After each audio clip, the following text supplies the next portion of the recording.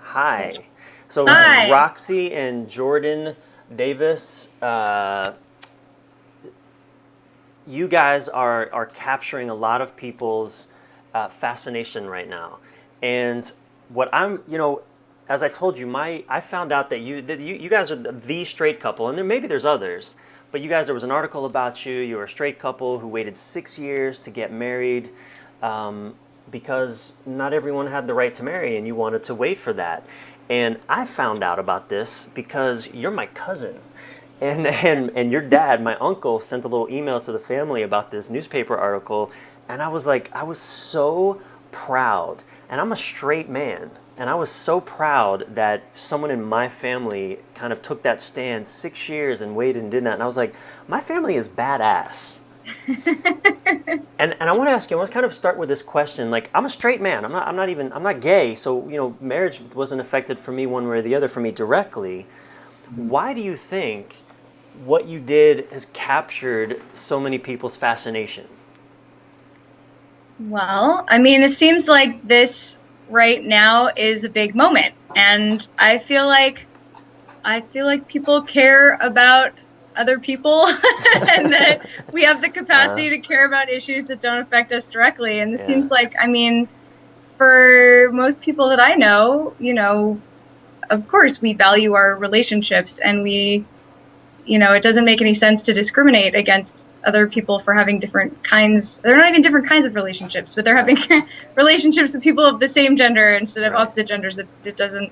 I feel like a lot of people just recognize how insane that is to discriminate against gay or lesbian relationships, Right. and so this is. I don't know. It's a victory for everyone. It's not, of course it affects the gay community the most, but for anyone who cares about other people's happiness, it seems like, of course, this is something we can all celebrate. Totally. But you guys took it a step further. That, like, I think a lot of people didn't even have the imagination for. Like, I won't get married until everyone can be married. I mean, that's what really impressed me about it. And so, I mean, take us back 6 years, right? 6 years. Why did you decide this? Why was that important for you 6 years ago? Yeah. Well, it took us a minute to remember why we, Yeah. made that decision at that time. But, we're thinking back, okay, 6 years, It's a that long would have time. been, I remember it was April. So it would have been April of 2009, Mhm. which was only a few months after Prop 8 passed. Yeah. And, we were both living in California when Prop 8 passed and were completely devastated by that result. And I that know did I what? Prop was 8 did what? that It was that a constitutional referendum. It changed the California Constitution to define marriage as between one man and one woman. Right. So, what had happened was the legislature had made tried to define marriage this way, and then the California courts smacked it down and said, no, that's unconstitutional. And then they said, well, we'll change the Constitution then. And they went in and they did just that. Right. And that was which what is Prop 8 was. terrible. It was Yeah. changing the Constitution to keep gay people from getting married. Yeah. Right. And I remember lots of celebrities coming out doing videos, funny things, all kinds of stuff. And, like, I was sure it's California, Yeah. Yeah. right? The Yeah. most It progressive was state in the such nation. yeah, it was such a shock to Mm. me. I Didn't expect never it. thought, Yeah. it's unthinkable to me Yeah. that I don't even understand the discrimination. So just the fact that the majority of voters voted in favor of banning gay marriage. Not just banning it, but amending the Constitution Right. specifically to say, oh, this used to be unconstitutional, and now we're making an exception so that we have to make it okay by the Constitution. It was insane to Right. us. So I was completely devastated when I heard that. Were you all together at the time? We were, yeah, Mm. we were Okay. together at the time. I was just really, really upset about that. So I think it was still fresh for us Yeah. when we got engaged. Mm. And, when we were talking about getting married, it just seemed like it would be hypocritical of us to go ahead and participate in this when it was it was this this horrible injustice that had just happened. It felt like Yeah. we would have been complicit in it by just carrying on our business as usual as though nothing had happened. I think that's the right word. Is we didn't want to feel complicit in this Yeah. injustice, and by participating in an unjust system, It gives me chills, guys. I just want to tell you, like, that's so powerful. I never really thought about it. And I don't want to interrupt you, but I just want you to know how deeply affected I am by you guys owning that. That's so powerful. it felt hypocritical to say, man, it really sucks that you don't have this thing and that you can't have that thing. Well, good luck with that. We're going to go enjoy our thing. Like Right. it Wow. felt like we didn't want to do that, and we felt like it would be hypocritical to say one thing and then go and do another. Yeah, totally. I mean, you guys are like my heroes. I mean, seriously, because I've written articles about racism, and I'm a white man, and there I believe I experience there are benefits that I have to being a white man that black people don't get. For example, it's just not as easy for them in some ways, and not that I don't have my own challenges, and so, but like what you guys did, taking a stand. Like if we all took a stand for the injustices we see in the world and say, I am not going to participate in the social benefit of that injustice until it's corrected for all. I mean, wow. Yeah. Well, I mean, and the thing about it is we still were participating in the social benefit that we had. I mean, it felt to us like this was the very least that we could do. Yeah. But we still had heterosexual privilege. We were still this, man and a woman who were together, and we had the respect that people would give to relationships like that they wouldn't give to same-sex relationships. And that's the injustice. It's not just about the legal definition of marriage or the legal status. It's about the fact that same-sex marriages and same-sex relationships were thought of as less legitimate than opposite-sex relationships. And we were trying to take a stand in our own little way and take on at least what small amount of burden we could to stand in solidarity, even though it was still easier for us than it would have been for a same-sex couple. Yeah, Jordan, that's a great segue, because something that Jordan, you had said in that news article that my uncle sent us all was, you said we really got a first-hand look at how domestic partnership is not the same as marriage. And I was really fascinated, like, what did you mean by that? Well, one of the big things you heard in this debate was that, well, we don't need gay marriage because domestic partnerships are a thing, civil unions are a thing. Gay people can just go do that, and they can leave our marriage alone because they're good enough. They're separate but equal. Right. But we really got to experience what a civil union is like. Did you get a civil union? You got one? Yes. We had a registered domestic partnership in Nevada. Okay. So California actually doesn't give domestic partnerships to straight couples if they're under the age of 65. 65. Wow. So when we were living in Nevada, we did get one though, just get some kind of label on our relationship and get some kind of benefits from it and see what that was like. And it's very different, both in small, practical ways like taxes and health insurance, and in smaller, more subtle ways like going into things and not knowing what your status is, not knowing whether the law will recognize your relationship or not, and feeling your status change. Our status changed like 3 times with different court rulings, and That's true. And when we moved from place to place. And we had to get a new sense for what our status was every time. Wow, that's interesting. So you were kind of like in this legal limbo land. Yeah, absolutely. That shifted, like shifting sands. It was never quite a solid foundation for you as a couple. Yeah. And I mean, again, this is just a tiny sliver of what it would be like to be a same-sex couple and to have this be your only option. Yeah. We had all of the benefits of heterosexual privilege just in the way that people regarded our relationship. Right. And we always had the option of marriage there for us on the table if something really drastic happened and all of a sudden, we really need to share health insurance benefits or whatever. We always had that. We never got into a point where we needed it, but that was still always there. and same-sex couples don't have that, you know. Right. So I don't want to make it sound like we feel like, oh, we've really suffered. It's just we got a tiny glimpse into, you know, just what it's actually like to live with that kind of separate but equal sort of legal status. Wow, that's powerful. I get that. Like there was always an out that's not available, a psychological out in a way. Yeah. Did you have people telling you were crazy, or like, why are you doing this, or it's ridiculous, or? No, we didn't really get that. I think probably the biggest opponent of this was probably my mom, actually. Yeah. We had a ceremony, very nice ceremony in the Arboretum at UC Santa Cruz.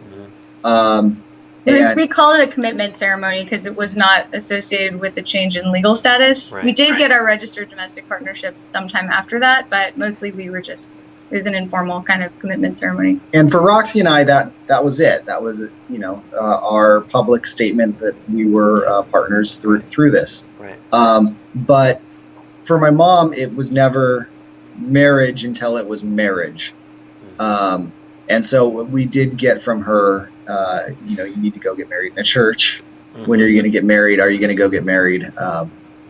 But I don't think we haven't had anyone like tell us, oh, well, that's dumb. I don't know why you're doing that. No, people were cool about it. Most people Okay. were really supportive, and they said, you know, that's really cool that you want to do that. And, you know, gay people that we met, you know, we got a few very heartfelt thank yous. Yeah. It seemed like it really meant a lot to some people, which was before really you got nice. married. Before we the got decision. married. Yeah. When we would tell them that, they would just say like, oh, thank you so much for that. You know, it really did seem like it touched them, which was really nice. You know, we want people to feel supported. We were doing this in solidarity, so the fact that at least a few people were touched by that was really cool.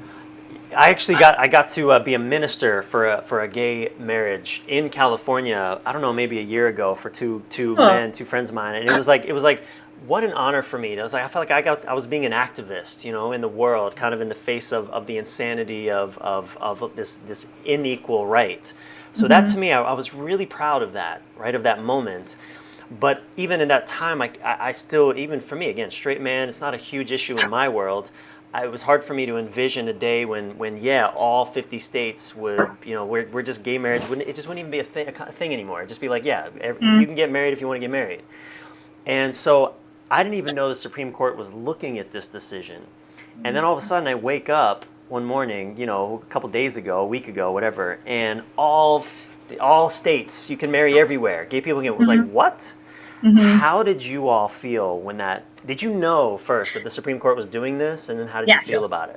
You did. Yeah, we knew about it. We knew it was coming. We had talked about it a few days before because I'd been kind of keeping up. I remember when they were hearing arguments, and I'd been keeping up. Yeah, and I was keeping up and seeing that they were probably going to be releasing the decision last week. So we were expecting it, and we had a little conversation about like, oh, are we going to get married that day? I don't know. And like, I had a lot of stuff going on this week, and I was like, I don't know if I'm going to be able to have time. And so we kind of thought maybe not. But then that morning, Friday morning, when I saw the news, I remember I was looking at my Twitter feed, and I realized at about 6:30, oh my God, the Supreme Court. What did you think? What did you think they were going to do?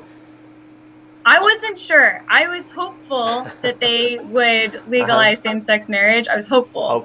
But I've been burned before. I remember how I felt after Prop 8, so I was not ready to fully commit to it happening. Yeah. But I remember at about 6:30 that morning, I knew that the Supreme Court was going to be releasing their decisions for that day, and I was following this little like live tweeting, live blogging of the Supreme Court. And at 7 a.m., I remember seeing the little words come across the screen saying, you know, first up, same-sex marriage. And I was like, oh my God. Wow. Okay. And then it said, Kennedy is reading the verdict. And I'm like, or not the verdict, but he said, Kennedy is reading the decision. And I'm like, oh my God. I remember I was sitting there holding my breath literally like this, like, I can't believe it's happening right now. If Kennedy was reading it, you knew that it was going to be good. That's true. But I was still at that point. I was still holding my breath. We still love drama. And then, we still love drama. Yeah, it was a dramatic moment for me at least. And then when it said, you know, that same-sex marriage was legal, the next little tweet, I just Yeah. started crying. I was just Wow. crying and crying. I was so happy. Jordan is asleep next to me in bed, and I'm like on my phone, like crying, reading this. Wow. And in that moment, I knew, I was like, we have to do it today. Like, I need to celebrate this. I can't just go about my day like nothing happened. Like, we need to mark this occasion. Yeah. So I woke him up and I was like, let's get married today. And he's like, yeah, okay. So it was, you know, I know you were happy about that decision too. Yeah. Because it was nice that we could participate in the day and in the celebration in our little way. Yeah. Sorry, the dog is just crashing into things with the horn in the background. Okay. I feel like that has to be really distracting. That's all right. No, I it's don't fine. think you can, babe. So you guys, you knew where you were going. You went to the courthouse. Where'd you get the flags? The rainbow flags. There's a flag store a couple blocks away, actually. So we went to the flag store and got rainbow flags, which was actually kind of an interesting place. It's very apolitical. They have like "Don't tread on me" flags with guns on them right next to the rainbow flags with peace signs on them, and it was it's so interesting that the Confederate flag is coming down and the rainbow flag is going up, but it's but the American flag is still there. That's the one that endures throughout all of these changes, and that's such a beautiful thing. Our country is a great experiment, and I feel like we just created a successful, we just had a birthing of success. Like love just opened up a little bit more. Yeah, a lot of things went right last week. It was pretty cool. I definitely get what you're saying about that. I felt like even going through that day and over the weekend, I was like, I'm a little bit more proud to be like an American citizen today. And like just breathing the air, it feels like better air. And being in America is there's a little bit less of me that's like, fuck it, let's move to Canada. Like, that's that voice is a little quieter in me after this decision. Right.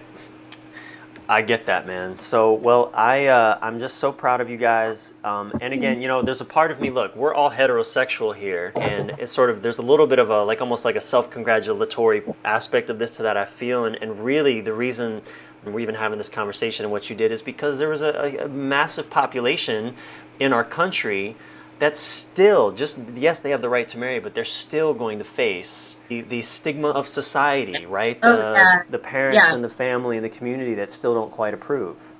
Oh, totally. I mean, this is a victory. This is a big deal, but it doesn't mean discrimination is over or that our work is done. We still have to work and be allies as much as we possibly can. Because this is still going to be an ongoing issue that is, it's really important. It's not like the racism didn't die when Barack Obama got elected. Right. And in the same way, there's still discrimination. Right. Yeah. There's a lot of work that needs to be done still. Well, you guys I'm so you're my family, and I'm like, wow, I fucking love my family. I have such an amazing family, and you guys have made me very proud. Thank you. So thank you so much for the stand that you took for equality, for love, for a bigger vision for our country and the world. And I know it was a small gesture, but at the same time, it's just like, I just can't tell you how it's affected me.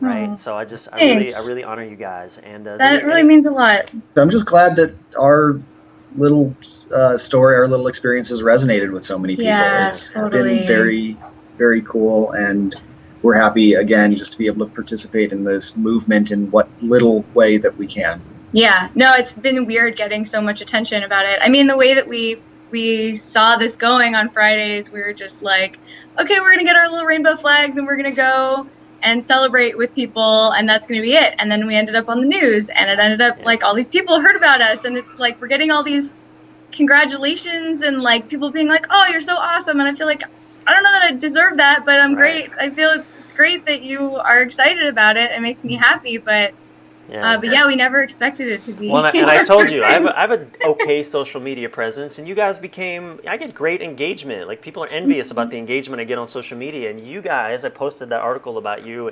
You guys became my most popular Facebook post ever. It's really surprising and humbling. I'm so honored, but I'm so grateful to you all. So thank you all so much for this, and I hope that this conversation was interesting for folks out there, and Roxy and Jordan, I love you both, and thank you again. Yeah, thank you so much.